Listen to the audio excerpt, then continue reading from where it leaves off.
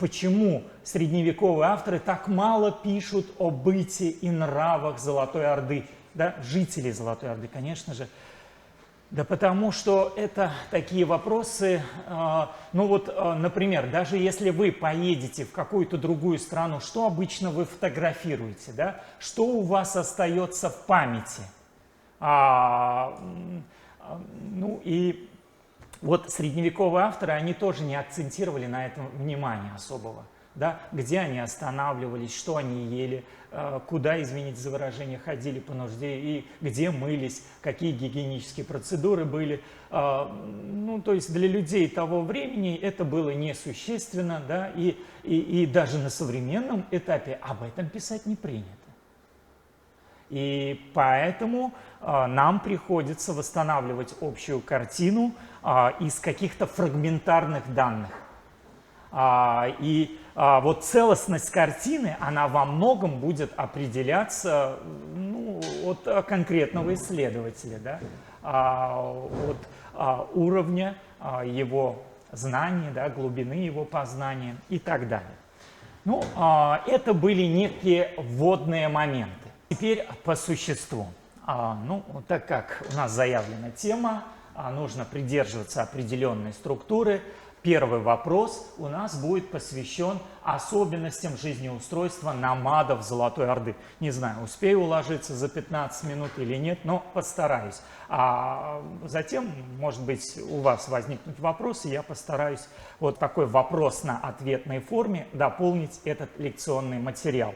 Вот ни для кого не секрет, даже для малообразованного человека известно, да, или малообразованного человека известно, что большую часть населения Золотой Орды составляли кочевники, или еще по-другому называют номады. Но сейчас я не буду говорить об их этнолингвистической принадлежности, это другая тема, не суть важно, на каком языке они говорили, нас теперь интересует, что они ели, да? Где и как мылись, если хотите, где жили, да? Какие у них были жилища.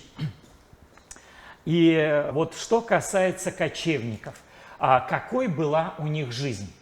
Здесь следует начать с того, что природно-климатические условия, они определяют тип хозяйственной деятельности. То есть почему вдруг они начали заниматься кочевым скотоводством? Да потому что в тех условиях, в которых они жили, это был единственный и наиболее эффективный способ выживания, если хотите. То есть в то время на территории Великой Степи другой тип хозяйственной деятельности вести было невозможно. Я, конечно же, говорю о земледелии. Да? То есть почему они разводили скот, да? Почему они пасли эти стада? Потому что сама природа их заставила. Это был наиболее рациональный выбор на тот момент. И вот тип хозяйственной деятельности, он определял многое в жизни номадов. Что они носили, чем питались, вот каждодневный распорядок дня. Все это определялось кочевым скотоводством. Очень просто. Надо было есть, пить, одеваться. Что их обеспечивало всем этим? Хозяйственная деятельность, то есть кочевое скотоводство. Наверняка вы понимаете, почему они перемещались, да, мигрировали с одного места на другое, потому что главным их богатством являлся скот, конечно. Как правило, вот кочевники Великой Степи, к каковым относятся монголы или средневековые татары, их можно так называть, да, потому что, безусловно, Золотая Орда – это государство наших предков. И не только татар. Да? Золотая Орда – это часть истории нашей страны, нашей России, да? Нашего Отечества, какой бы она ни была, да? Как бы ее ни воспринимали. И, кстати говоря, я вот полагаю, углубление в проблемы повседневной жизни или же быта и нравов позволят в какой-то степени реабилитировать это государство в глазах широкой общественности. Потому что на современном этапе существует огромное количество стереотипов, да, которые сформировались очень давно, и несмотря на достижения современной науки, их смыть или уничтожить не удается. Да? Я вот некоторые мифы сегодня затрону, в том числе связанные с городской жизнью золотоордынцев. И вот, значит, главное их богатство. Мы сказали скот. Какие виды скота разводили? Это уже известный факт. Это овцы, лошади, козы, крупный рогатый скот и, кого еще я не назвал, верблюды. Вот основные виды скота. И, казалось бы, это очень просто. Но вот на современном этапе, если вот нас вывести в поле и заставить начать вести хозяйство, это нам не удастся. Почему? Потому что мы не знаем всех тонкостей. Потому что вот эти монголы или татары, они знали свое главное богатство. Они знали плюсы и минусы того или иного вида скота. Тут может даже возникнуть резонный вопрос, а почему они разводили именно эти виды скота?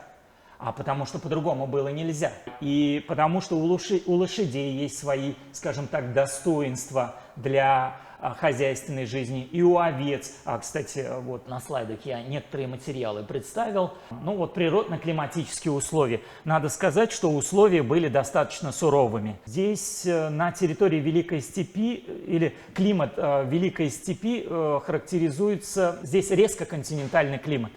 Здесь очень сильные морозы зимой, они могут достигать 50 градусов, и сильная жара летом до 50 градусов. Как правило, климат Великой Степи характеризуется, он засушливый. Это так называемая аридная зона, выражаясь научным языком. Здесь выпадает очень мало осадков. Плюс ко всему, здесь очень высокий уровень солнечной радиации, да, или инсоляции, равнинный ландшафт. Все это приводит к тому, что влага очень быстро испаряется.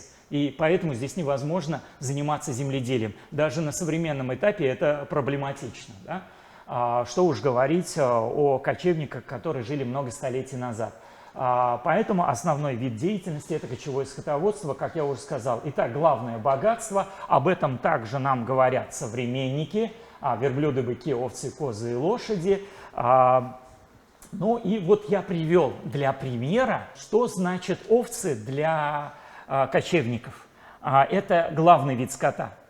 Овцы, они преобладали в стаде кочевников, их было большинство. Ну вот посмотрите, высокая мясная продуктивность, до 25 килограммов мяса. Можно надаивать молоко с одной овцематки до 4-5 ведер молока. Да? Это источник сала. Ну, здесь курдючный жир, конечно же, сразу вы вспоминаете. Овцы давали шерсть, отличались ранней спелостью, да, относительно быстрым циклом размножения. Но у них были определенные минусы. Это небольшая скорость передвижения, способность стебеневаться лишь при глубине снежного покрова 10-12 сантиметров. Ну, может быть, вы слышали, что такое тебеневка. Дело в том, что номады Великой Степи, как правило, не заготавливали сено на зиму. Да? Вот их скот кормился самостоятельно в зимний период времени. Вот они своими копытами отрывали сухую траву и таким образом питались. Конечно же, в течение зимнего периода они сильно истощались, но все же в большинстве своем они выживали. И вот если в степи выпадало слишком много снега, это могло привести к катастрофическим последствиям для кочевника, для его хозяйства. Ну, если овцы голодают, ну вот я боюсь не успеть, в жизни кочевников было такое страшное явление, которое они называли джут или дзут, выражаясь на монгольский манер. Что это означает? Это бескормица, приводящая к падежу скота. Падеж скота, а скот – главное богатство. Если я теряю скот, значит я теряю средства к существованию. Я, значит, голодаю. Если я голодаю, ослабляется иммунитет, всевозможные болячки, гибель, да, и так далее. Видите? И вот, почему, какая здесь связь с джутом? Джут бывает, например, белый. Белый джут – это означает, когда вследствие каких-то природно-климатических катаклизмов выпадает слишком много снега. образуется толстый покров, снежный покров, и овцы не могут уже самостоятельно кормиться. Конечно, кочевники выработали определенные методы борьбы с этим. Да? Они, например, в первую очередь на эти пастбища, на свои зимние пастбища, кышлыки, да? Или кишлаки у нас обычно их называют, пускали, например, лошадей. Потому что они выгребали снег и таким образом добывали сухую траву, а вслед за ними пускали овец. И таким образом какую-то часть стада все-таки можно было сохранить. Ну, в каких-то случаях можно было ходить там, разгребать снег, но таким образом можно было спасти лишь часть своего стада. Вот с такими жизненными трудностями приходилось сталкиваться номадам. Ну и что касается хозяйственных будней. Хозяйственная деятельность в традиционном обществе, она была распределена по гендерному признаку.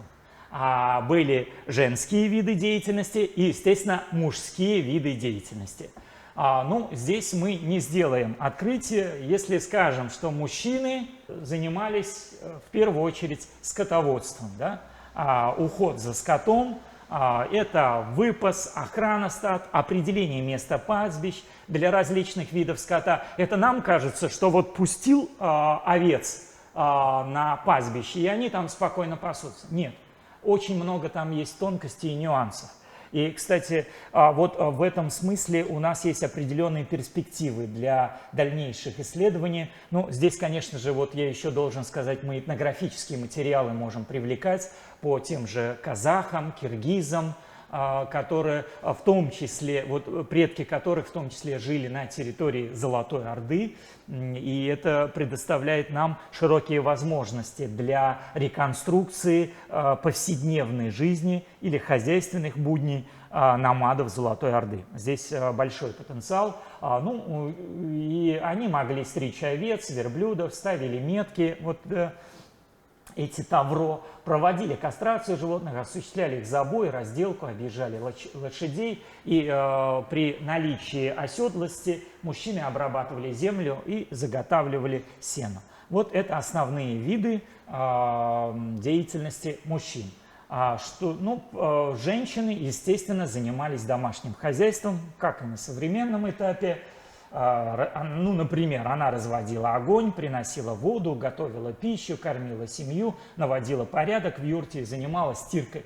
Но если у вас возникнут вопросы, да, а где брать воду, с чем носили воду, да, каким образом растапливали очаг, это уже какие-то частности, нюансы, на которые я вынужден буду ответить наверняка после лекции. Но раз уж я заговорил об этом,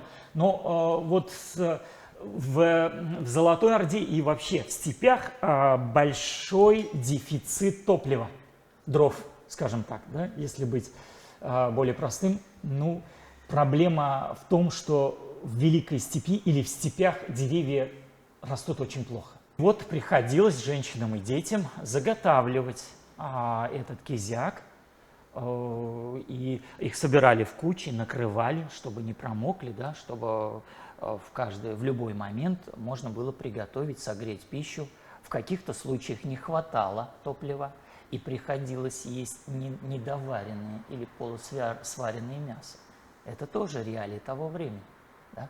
Об этом в особенности средневековые авторы пишут, которые побывали в Монгольской империи, в том числе на территории Золотой Орды, но не только из-за того, что они так уж и любили есть полусваренное мясо, да, а из-за того, что времени не хватало, им приходилось быстро-быстро делать, и они не могли найти топливо для очага, например. И, конечно же, в хозяйственной жизни кочевников очень большую работу выполняла женщина. И некоторые средневековые даже авторы отмечали, что мужчины ничего не делают, а всю работу выполняют женщины. Действительно, им обязанностей у них было очень много. Но хотя бы потому, что когда мужчины уходили на войну, вся тяжесть хозяйственной деятельности ложилась на плечи женщин, в том числе защита своей семьи. Да? Если почитать биографию Чингисхана, там бывали случаи, когда мужчины были на стороне, допустим, кто-нибудь на них нападал, женщинам приходилось давать отпор, женщинам и детям, естественно. Что касается... у них, естественно, было представлено и домашнее ремесло, приходилось изготавливать все необходимое, в том числе посуду. Что касается посуды, большая часть посуды изготавливалась из дерева. Здесь наверняка догадываетесь, почему, да? Это же кочевники. Дерево, оно легкое, оно, не бьется. Да? Из дерева, из кожи, из подручного материала изготавливали свою посуду. Относительно о юртах я сейчас не буду говорить о том, как они изготавливались. И были, конечно же, другие виды деятельности, в том числе среди номадов были кочевники, то есть кузнецы, кузнечный промысел, и также они занимались ювелирным делом. Конечно же, в Золотой Орде кочевники также были активно приобщены к торговле, как внутренней торговле, так и внешней торговле. Например, Ибн Батута, который лично побывал в Золотой Орде, он пишет о том, что золотоордынцы гоняли своих лошадей аж до Индии. Для чего? Для продажи, естественно. То есть лошади были предметом экспорта золотоордынцев. И помимо тех хозяйственных дел, повседневных дел, естественно, кочевники могли охранять торговые караваны,